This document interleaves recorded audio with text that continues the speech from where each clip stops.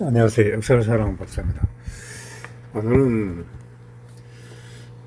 춘추 5패 중 한 사람 천하라 장왕의 아들 천하라 평왕에 대해서 한번 알아보겠습니다. 처평왕은 천하라의 23대 권지입니다. 7대 왕 춘추 5패로 이름을 높은 처장왕의 아들이며 처강왕, 영왕, 좌우 처평왕의 아버지입니다. 시와는 달리 공 또는 한자가 틀린다면 공이라고도 합니다. 번명은 웅심, 처공왕 계획의 천하라 패권의 타격을 입힌 권능 전투가 일어났습니다. 처장왕 23년 기원전 591년 장왕이 죽고 웅심이 천하라 왕이 됐는데 그는 아직 어렸습니다. 영륜 자중이 섭정하였습니다. 처공왕은 6년 견년 585년 자기의 난이 일어났습니다. 그 일로 대부 석공이 진나라 몽골, 이 진나라는 진시황의 진나라가 아니라 진나라 몽공의 진나라입니다. 진나라로 달아놓고 초제 진영이라는 고사가 생겼습니다. 그리고 당시에 진나라의 권제인 김공이 천하를 견제하기 위해 무기신이라는 자를 나라로 보내 국력을 키워 천하를 견제하려 할 때 바로 이때 시기입니다.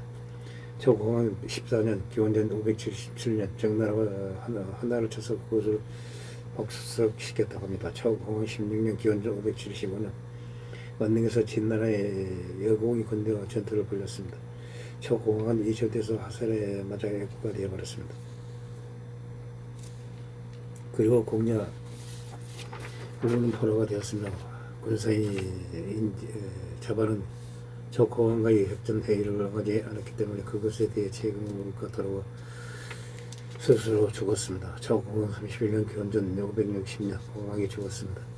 죽기 전에 그는 원릉 전투에서 대표한 것을 자기 책임이라고 여기고 있었습니다.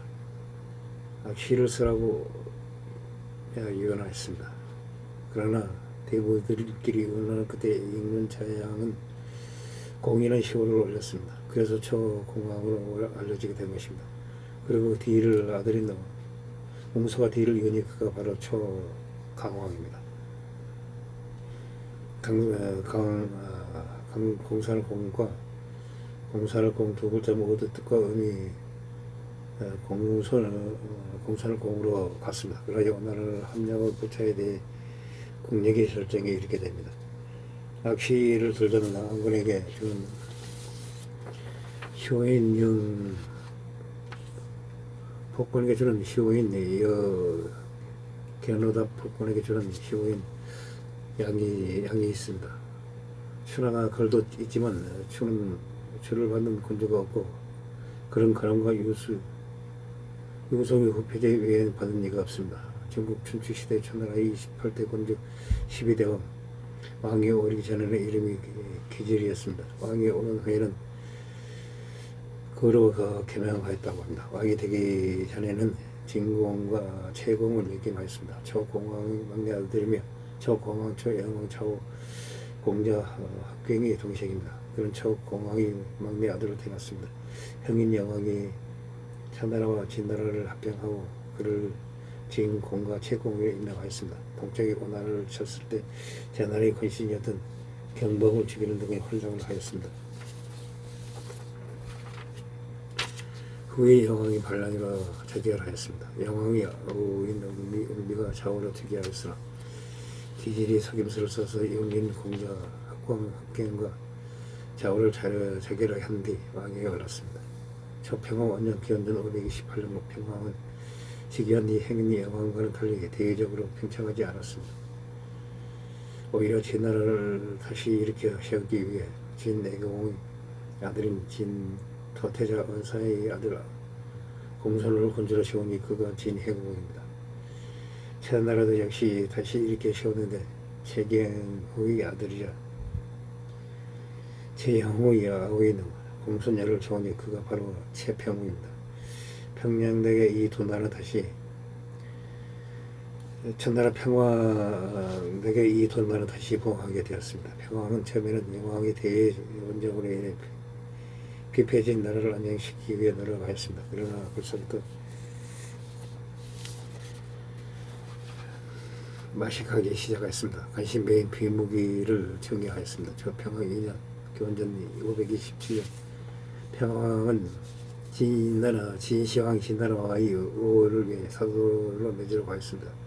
그때 사실은 비무기가 일단 태자비가 될 진공실이 공주의 명령을 받았습니다.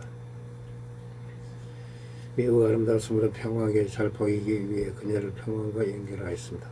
평왕은 그런 그녀가 매우 아름다웠는지 덥석 차지해버렸습니다. 그리고는 태자에게 인첩 중 가장 예쁜 여자를 골라서 태자비로 주었습니다.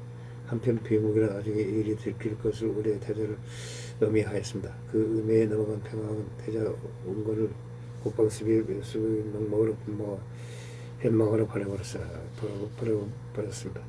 비무기는 그로부터 마음이 놓이지 않았습니다.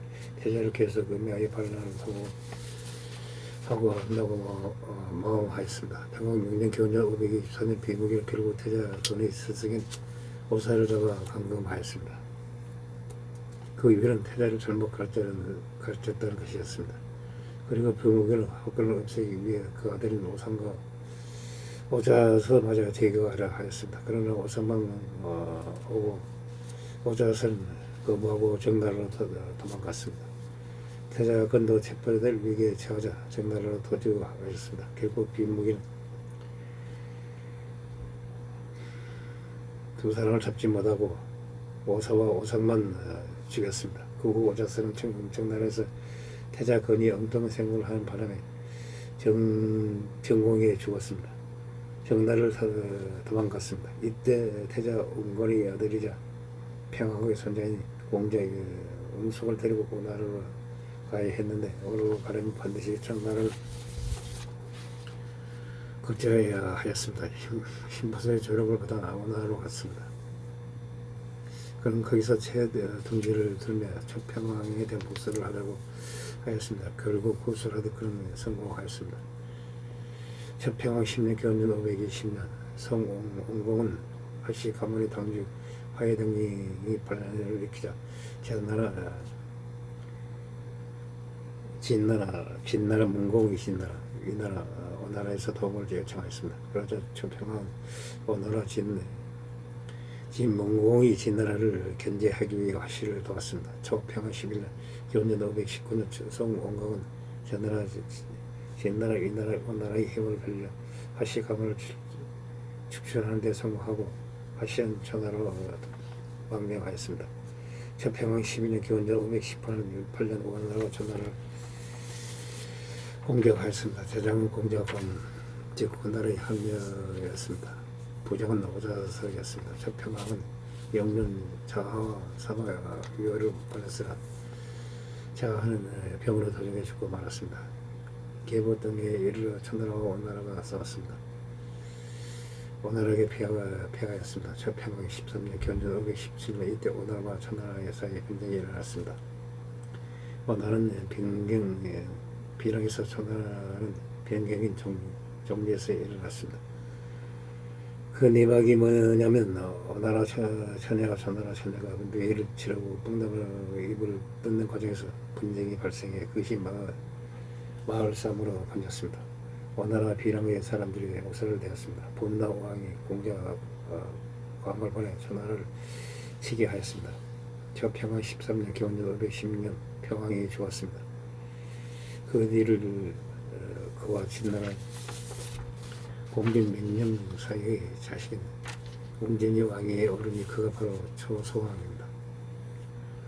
초평왕 죽은 다음에 편시지 못하였습니다. 오나라군이 천나라를 박살을 낸 오자서는 초평왕의 무덤을 찾아가 그곳에서 시신을 꺼냈습니다. 그 시신이 썩지 않아서 구리 채찍으로서 300대를 써서 쳤다고 합니다. 그 일로 인해 숨어있던 신포서가 놀라워 그에게 쓴 소리를 들었으나 그는 기대가 듣지 않았다고 합니다. 이때가 주 경왕 14년 기원전 500년이었습니다. 결국 신포서는 소왕의 애가인 진시황 진나라로 가 구원을 챙겨 오고를 쫓아내고 소왕을 중심으로 나라를 봉시켰습니다. 그러나 이 일로 인해 천하라는 전국 시대가 될 때까지 천하에 대한 영향력을 적지 않게 상실하였습니다. 천하가 멸망할 뻔한 원인을 제공한 인물입니다. 그런 두 개의 큰 실책을 저질렀은 하나는 천하의 우방인 진시황 진나라가 관계를 악화시킨 것이었습니다. 원래 며느리로 삼으라고 했던 진나라의 맹령을 본인의 후궁으로 제한 것이었습니다. 본연의 맹령이 당시 진나라 국군이 애공이에 아껴둔 동시함으로 아끼는 도의가 태자비 직비의 암으로 된다고 해서 반했습니다. 태자와 결혼을 시키는 게 아니라 본인이 차지해버리고 그것도 아무도 아닌 후궁으로 취한 것이었습니다. 이 일로 애공은 매우 화난 것으로 보였습니다. 얼마나 화가 났는지 천하가 왕 한 명의 신공으로 쓰다가 점령당의 원군을 요청하자 당시 천하의 왕이 명령의 아들 소왕을 원일에 애적함에도 천하는 신을 버리며 나라라고 비난하며 원군을 거부하였습니다. 그러고 원군을 청하라 간식 보수 가사를 받은 것을 쉬지 않고 통과하며 청원하여 감당하여 이런 신화를 든 나라라면 살리지 않을 수 없다고 원고를 흘렸다고 합니다. 천하는 기사에 겨우 기사에 해상합니다. 드무대의 실책한 관심 비무기를 중요한 것입니다. 이에 남은 며느리 강탈 사건을 기획한 자가 바로 비무기입니다. 훗날 태자가 즉위하면 자신이 무사하지 못할 것을 판단한 비무기는 태자와 태자의 스승인 오사를 마냥 죽이게 됩니다. 평화는 비무기의 참사를 듣고 충신 오사를 죽이려 하는데 비무기는 한수를 더 떠서 오사의 두 아들이 능력이 있다며 죽이지 않으면 호환이 있을 것이라고 말합니다. 그 말을 따른 평화는 오사로 하여금 두 아들을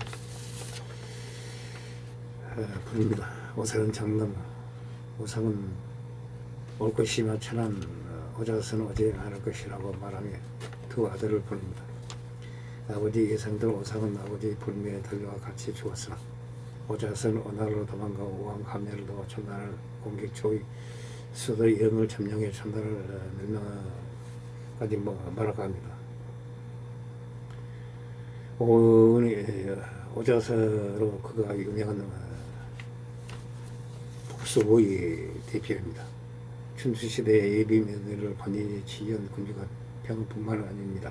하지만 다른 나라가 혼란에 빠진 것으로 끝났지만 천하는 나라가 멸망 직전까지 갔다는 것이 문제입니다. 본인이 서자니 공자신 공자 결과 자신이 죽인 투사명의 아들들이 목숨을 바쳐 소왕을 보필하지 않았으면 멸망했을 정도로 위태로운 지경이었습니다.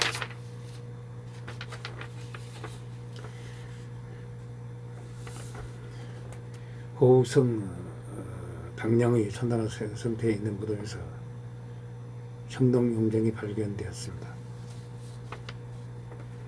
12가지 그 글자가 새겨져 있었다고 합니다. 전국의 학자 이름, 예능 등의 여러 명의 학자들이 고증하기를 경평왕은 경평왕 즉 초평왕을 나타낸다고 해석하였습니다. 경평은 초평왕이 두 글자 시온셈입니다. 일단 문헌이나 예물상에서 두 글자 시온을 최초로 사용한 천나라의 군주인 것이라고 합니다. 전국시대 천나라에서 강력한 가문인 굴, 소, 경 중에서는 경치는 평왕의 소정명이 자서의 후손입니다. 경평의 후손이었기 때문에 경을 시로 사용한 것입니다. 소씨는 소왕의 후손이어서 소를 시로 사용하였다고 합니다.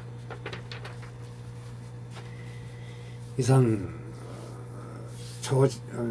춘추 오배종 한 사람인 초장왕의 아들 평왕이 즉위한 후 진시황 신나라에 가서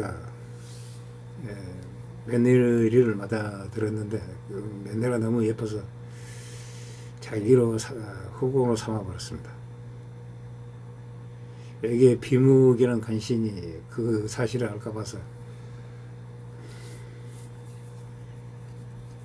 그